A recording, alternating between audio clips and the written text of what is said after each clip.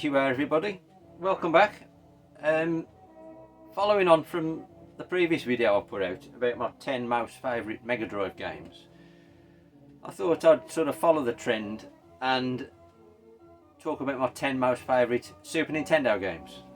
Kind of, same era. So I thought, why not try this, do a Snes one as well. So that's what we're talking about today. In the background, as you can see, this isn't on my list, but it was close. Indiana Jones' Greatest Adventures, awesome game. Much in the mould of all the Star Wars games on the SNES, just set in the Indiana Jones world. It was up there. But I mean, let's be honest, the SNES has got so many amazing games. To pick out just 10, it's an impossible task. So, much like I said on the last video about my Mega Drive picks, in no way are these 10, I'm saying that they're the greatest 10 SNES games out there. They're just 10 of what I would consider my most favourite games on the SNES from, back in the day when I was enjoying the SNES when it was brand new. These are just the 10 most memorable and, well, my favourite 10, basically. So, without further ado, my number 10 pick, we've got Super Smash TV. This is obviously a modern universal game case. It's the genuine game, but I don't buy Nintendo cardboard. I used to back in the day, but cart only is fine for me now. I ain't paying for silly prices for cardboard. I'm sorry. Hats off to anybody who does, much respect, but it's not a road I'm prepared to go down. Yeah, Smash TV. Awesome. I suppose you call it kind of a shoot 'em up. I'm sure you've played it. If I get a chance, I will put some footage up of these 10 games. But it's just like, they've kind of remade this in recent times, and the Xeno Crisis, it's the same game more or less. But this is, what I love about this is it's very much, it always made me think of the Running Man, the Schwarzenegger film. It's like a game version of that. And I just love the over-the-top sort of commentary throughout the game. Epic, it's absolutely, I mean, it's balls hard, but it's a stunning game, Smash TV, absolutely love it. And the SNES version is the best, in my opinion. So that's my number 10 pick. Now my number 9 pick, I first got this completely by chance back in the day, and I'm talking about Prince of Persia. This is the American version, as you can see. I first got the Japanese one back in the day, purely by chance. I bought it in a bundle of some Japanese games, not knowing what it was. Put it on and thought, wow, this is awesome. And obviously Prince of Persia is on pretty much every system known to man. But for me, the Super Nintendo version is by far the best version. It's got such an atmospheric soundtrack, and I don't know, you just feel immersed in the world of trying to sort of get through the levels, and I don't know, it's got an iconic kind of feel to the game, set in the past, and it's just got an awesome feel to it. I mean, I've never completed it. I've gone through a few levels, but I never got to the end before the time runs out. But what an awesome game! And in more recent years, I've replayed this with my nephew, and he loves it as well. It's a great game. Prince of Persia. I mean, it's good on all formats, but for me, the SNES looks better and sounds better than any other version. Right, what's this? Number 8. We've got, it's Ghouls and Ghosts. Chao Makamura, I think, isn't it?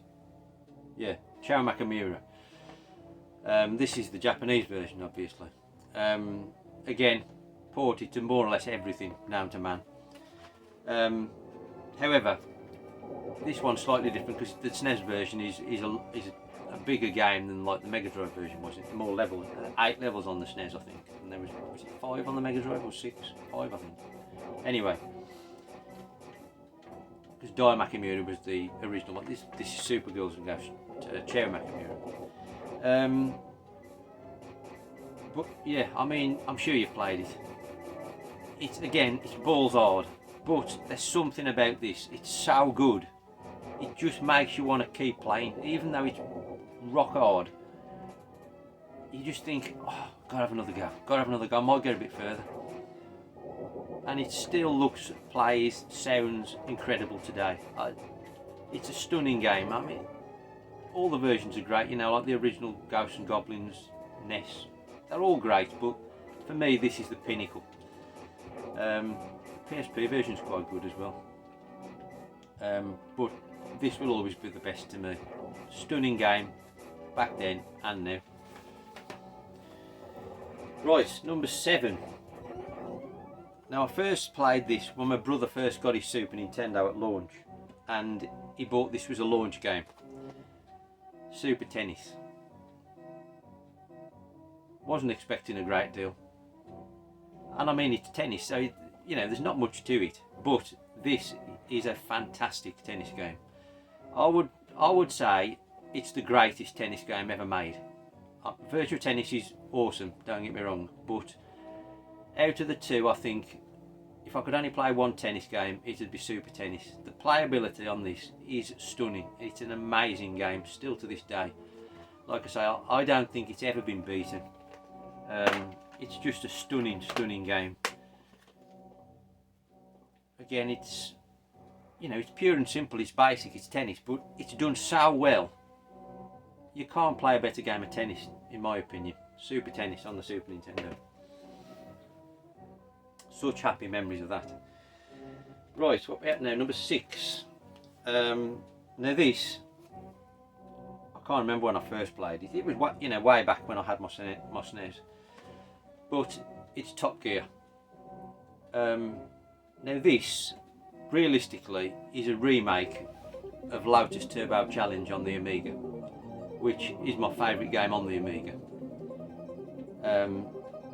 So obviously, it was, when it came out, I'd got to have it because, you know, I love Lotus. So at that point, I'd sold my Amiga. So this was the next best thing, and I could play Top Gear on my SNES. And to be fair, I mean, it's more or less the same, just the cars are different. But it's a fantastic game. It's got kind of remixes of the Lotus music, very reminiscent of the original Amiga music, just redone for the Super Nintendo. Again, like I say, these are universal game cases with the American cartridge. But yeah, it's a stunning racing game. And again, they've sort of reimagined this for modern platforms and started off on mobile phones. Horizon Chase Turbo. That's basically a remake of this. So if you like Horizon Chase Turbo, check out Top Gear because it's awesome. As are the sequels, Top Gear 2 and 3000, I think the third one's called. But yeah, stunning racing games, still amazing to this day. Right, number 5. Yeah, number 5. Now this would be a lot of people's number 1, and I couldn't argue if it was your number 1. And some people think it's the greatest game ever made, and again, I couldn't argue. However, it's number 5 in my all-time top 10 SNES favourites, and that's Super Mario World. There's nothing to say about it, is there? I mean, it's a stunning game. I think without doubt, it's the best platform game ever made. It's just amazing. It's still as amazing now as it was 30 years ago when this came out. It's a stunning game. If you want to, you know, again, same again, American cartridge. You know, you can have so much fun playing this, especially if you want to get all the 120 stars and find the, you know, Star World, and it's epic. They've never bettered this on anything. I mean, it's the best Mario game for me. It's the best 2D platform game ever made for me. but it's not quite number 1 on my Super Nintendo list of favourites.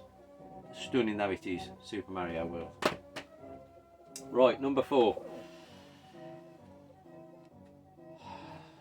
I remember this coming out. Again, it just appeared and I thought, oh, that looks interesting, I'll try this.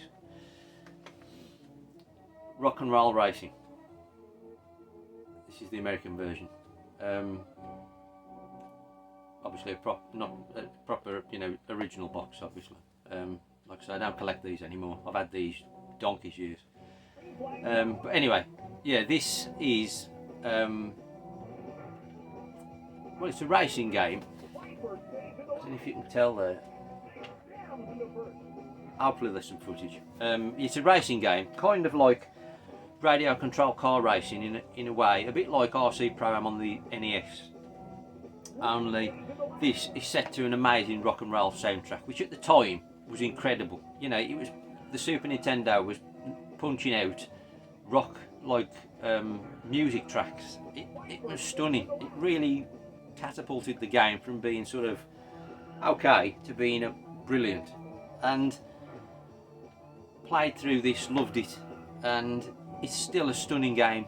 I played it through it again, I don't know, a few years ago now on the Game Boy Advance, which is the same game basically, and it's still stunning. Even on the Game Boy Advance it's amazing, but this original Super Nintendo version is phenomenal and it's still awesome to play today. You know, you've got weapons kind of like on Mario Kart, but it's basically a racing game, but you can fire missiles at the opponents to try and finish first and, you know, and blow them up. Same as you can wreck your own car and you yourself blow up, and that'll, you know, penalise you from trying to win the race. But stunning game. Again, it's on the Mega Drive, but the sound's better on the Super Nintendo in my opinion. Right, my number 3 pick. Absolutely loved this game back in the day. I've not played it for a long time, to be honest, but I've got such amazing memories of it. I'm reluctant to go back to it in case that's spoiled, to be honest, because I loved it so much back in the day. I originally had the Japanese version, but for whatever reason I sold that, and then I rebought a brand new American one when the Snes was kind of dying off, and I bought this quite cheap, I seem to remember. And it's F1 Rock 2, and the Japanese name is F1 Exhaust Heat 2. Now Exhaust Heat 1 did come out PAL, but Exhaust Heat 2 never came out in PAL territories. It only came out in Japan and America. But Exhaust Heat 1 was known as F1 Rock in America, so obviously F1 Rock 2 is Exhaust Heat 2. Now I was never keen on Exhaust Heat 1. It did nothing for me. It's kind of an F1 game in a Mode 7 graphic world. However, this second one blew it out the water. It's a stunning game.